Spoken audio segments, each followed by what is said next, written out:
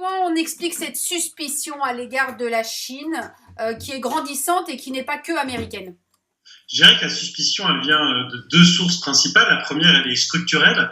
C'est la méfiance envers la nature même du régime politique chinois qui manque de transparence. Et la seconde, elle est conjoncturelle. C'est qu'il y a eu plusieurs événements qui n'ont pas été annoncés dans les temps par les autorités chinoises.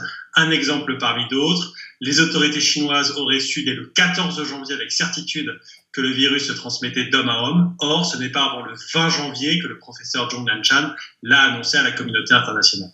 Alors, vous avez employé le mot de transparence, qui est le mot qu'a employé aujourd'hui Angela Merkel, donc la chancelière allemande. On voit bien, en fin de compte, que c'est ce que réclame pour apaiser un petit peu les relations diplomatiques. C'est ce que réclame aussi l'Europe. Donc, après les États-Unis, l'Europe maintenant. Alors, il y a évidemment des suspicions qui ne sont pas cantonnées aux États-Unis, il y en a en Europe, mais il y en a aussi, il faut le rappeler, en Chine. Les suspicions, elles portent sur la gestion initiale de la crise par les autorités chinoises et sur la volonté d'avoir dissimulé certains éléments, de minimiser les responsabilités ou encore de rejeter la faute, notamment sur les autorités de Wuhan.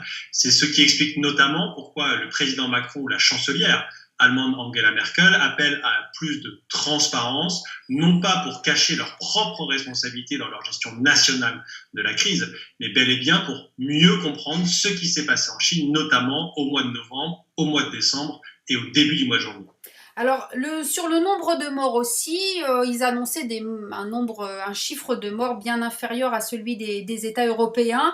Pourquoi cette importante rectification et pourquoi maintenant? Est-ce un hasard? Alors, il y a une explication officielle, c'est que les données notamment de la ville de Wuhan étaient incomplètes. Indirectement, à travers la communication chinoise, on comprend bien que l'objectif, il est de faire taire les critiques, que ce soit en Chine ou à l'étranger, notamment les critiques portant justement sur le manque de transparence. L'objectif pour les autorités chinoises étant qu'en mettant en scène ce niveau, cet exercice de transparence, alors il n'y ait plus de critiques à l'étranger. Or, encore une fois, la nature du régime et les mensonges précédents ne suffisent pas en réalité pour apaiser les pays étrangers. Justement, vous dites les critiques à l'étranger, mais aussi les suspicions à l'intérieur. Qu'est-ce que le gouvernement dit aux Chinois? Qu'est-ce qu'ils savent de ce virus? Qu'est-ce qui est communiqué? Est-ce qu'ils assument la part d'une responsabilité? Alors Xi Jinping, au mois de février, avait bien précisé qu'il y avait eu des erreurs au niveau local, mais l'objectif, il est clair, c'est de déresponsabiliser les autorités centrales à Pékin, de mettre en avant les réussites du régime politique, et il faut être très honnête, certaines mesures prises notamment à Wuhan et dans le Hubei ont eu un effet extrêmement fort et ont permis de contenir l'épidémie. Le problème de cette communication, c'est qu'elle cherche à s'opposer notamment aux pays étrangers en mettant en avant l'idée que les démocraties, par exemple, ne seraient pas capables de gérer une telle épidémie et que seul le système politique chinois pourrait le faire. Or, cet argument, il est évidemment biaisé, puisqu'on voit que des démocraties, que ce soit en Asie, la Corée du Sud, Taïwan ou en Europe, par exemple l'Allemagne, ont très bien géré cette épidémie. L'ambassadeur de Chine en France, a employé des mots très forts et des phrases très fortes. La Chine ne ment jamais, la Chine ne cache rien. Pourquoi ces déclarations très fortes de la part d'un diplomate en Europe?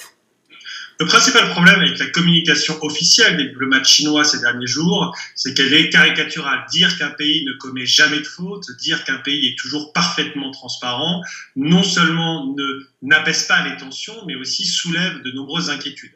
Ce qui est clair, c'est que le discours officiel des autorités chinoises est la volonté en réalité de retracer le récit des événements et d'imposer le discours de la Chine et de faire taire tout esprit critique à l'étranger.